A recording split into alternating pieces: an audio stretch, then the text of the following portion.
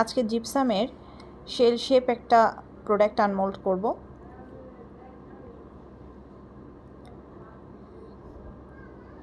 আনমোল্ড করাটা খুব একটা কঠিন না যদি সাবধানে এবং ধীরে ধীরে করা হয়। যদিও আমি খুব নতুন নতুন কাজ করছি, তারপরেও চেষ্টা করছি অন্যদের ভিডিও বা এক্সপার্ট যারা আছে তাদের কাজ দেখে দেখে একটু শেখার।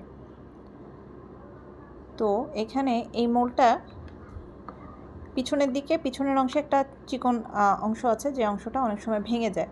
তো এটার কারণে সামনের অংশ থেকে প্রথমে মোলটা খুলে নিয়ে আস্তে আস্তে আস্তে আস্তে পেছনের যে শার্প অংশটা আছে এই অংশটা আস্তে করে খুলে নিতে হবে, তাহলে একদম সুন্দরভাবে মোলটা খুলে আসে প্রোডাক্টের থেকে।